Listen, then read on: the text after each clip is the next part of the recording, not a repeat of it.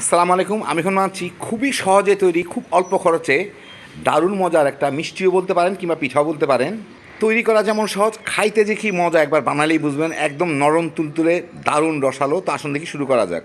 আমি এখানে 1 কাপ নারকেল কোড়া নিয়ে নিছি, আর 1/4 কাপ সিকি কাপ বাদাম, চীনা বাদাম গুঁড়া করে নিছি।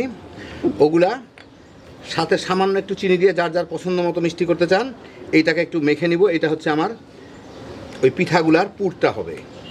তো সুন্দর করে এর সাথে ভালো মতো মেখে নিই। চিনি দেওয়ার ফলে নারকেলের রস একটু ভিজা ভিজা হয়ে যাবে, অসুবিধা নাই, আঠা আঠা হয়ে যাবে আর কি। দেখেন এখন চিনি গলে যাচ্ছে, আর একটু পরে এমনি গলে 2-4 মিনিট রেখে দিই। তো হয়ে গেল আমার পুরটা রেডি। আমি এখন কিছু পাউরুটি নিয়ে, পাউরুটিগুলো কিন্তু ফ্রেশ হইতে হবে, নরম হয়, এর সাইডগুলো আমি কেটে নিব। কেটে নিয়ে আমি এগুলোকে একটু বেলে নেব। ইচ্ছা করলে আমি এখনও গোল করে কেটে তারপর বেলতে পারি, তাহলে অনেক বড় হয়ে যাবে। আমি একটু ছোটো ছোটো করবো, সেই জন্য এখনই আমি এগুলোকে একদম পাতলা করে চেপে চেপে পাতলা করে বেলে নিব। একদম পাতলা করে, খুব জোরে চেপে চেপে বেলতে হবে। একদম ফ্রেশ পাউরুটি হইলে সুবিধা হয়, জিনিসটা ভালো হয়। একদম শক্ত করে বেলে নিলাম আর কি, মানে টাইট করে চেপে চেপে। এখন এখানে আমি যে কোনো একটা কিছু দিয়ে আমার পছন্দ মতো সাইড করে এটাকে কেটে নিব। গোল করে কেটে নিলাম। এখন আমি এইটার চতুর্দিকে একটু পানি লাগায় নিব।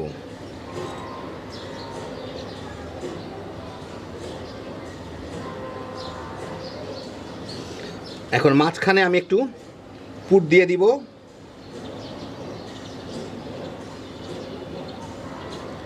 পরিমাণ মতো পুর দিয়ে এটাকে এক মাথাটা উঠায় আরেক মাথার সাথে সুন্দর করে চেপে চেপে লাগায় নিব।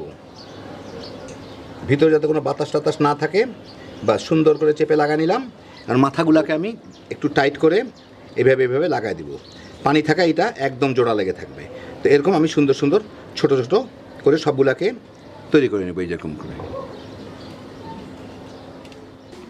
আমি এখানে 1.5 কাপ চিনি নিচ্ছি, তার মধ্যে 1.5 কাপ পানি দিয়ে এটা জাল দিয়ে একটা শিরা বানায় রাখবো।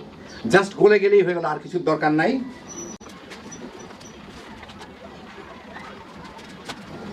এর মধ্যে একটা এলাচি আমি একদম গুঁড়া গুঁড়া করে নিছি, ওইটা দিয়ে দিব। এলাচি যাতে একটু ফ্লেভার আসে। চাইলে কেউ গোলাপ জল কিংবা কেওড়া জলের ফ্লেভারও দিতে পারেন। বলক আসার পরে আমি মিনিট 5 জাল দিয়ে নিলাম। এখন চুলাটা বন্ধ করে আমি এটা পাশের চুলায় রাখবো। এই চুলায় আমি এখন পিঠাগুলো ভাজা শুরু করবো। এটা পাশের চুলায় থাকলে আমি পিঠা ভেজেই এর মধ্যে দিয়ে দিতে পারবো।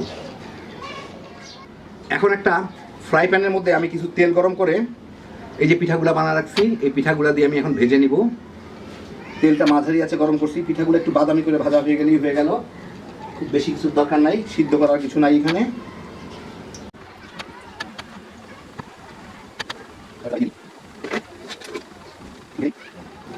খুব বেশিক্ষণ লাগে না, মিনিট খানেকের মতো ভাজলেই হয়ে যাবে। একটু বাদামি করেই উল্টাই দিতে হবে এগুলাকে।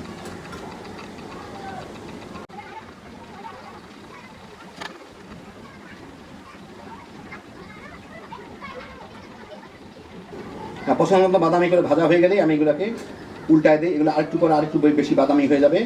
সবগুলোকে আমি উল্টায় ওই পাশটা ভেজে নিই।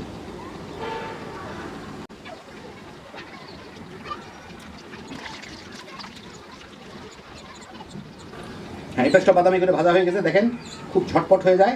এখন এগুলোকে আমি উঠায় সাথে সাথে এই যে শিরাটা রাখছি, গরম শিরা, এর মধ্যে দিয়ে দিব। শিরাটা গরম আছে, এইমাত্র আমি এটা তৈরি করছি, আর এগুলো তো গরম আছেই। বাস পাশে পড়ছে, ওইটাকে উঠায় দিয়ে দিই।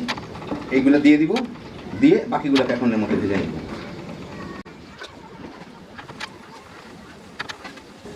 দেখেন শিরাটা দেওয়ার সাথে সাথেই কিন্তু এইটা শিরা চুষা শুরু করছে। এখন আমি এগুলাকে একটু শিরার মধ্যে ডুবাই দিব, একটু উল্টায়ও দিব। 2 এরকম উল্টায় পাল্টা দিলেই পাউরুটি এমনি রস টেনে নিবে।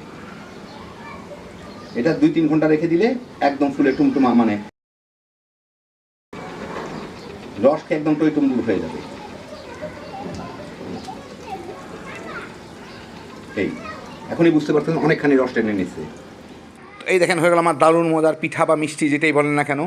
খাইতে যে কি মজা একবার বানাইলেই বুঝবেন। একদম রসে টইটম্বুর হয়ে থাকে। ভিতরে আপনার যে কোনো ধরনের ফিলিং দিতে পারেন। আমি দিলাম নারকেল দিয়ে আর বাদাম দিয়ে। আপনার ইচ্ছা করলে আপনাদের পছন্দ মতো যা খুশি দিয়ে নিতে পারেন। ঝটপট বানায় বাচ্চা বড় সবাই মিলে তামা তামা করে খেয়ে ফেলাইতে পারবেন। খুব কম খরচে হ্যাপি জোশের একটা আইটেম। আপনাদের একটু কেটে ভিতর দিকটা দেখাই। এই দেখেন তুলতুলে নরম, এই দেখেন ভিতর দিকটা কীরকম রসালো।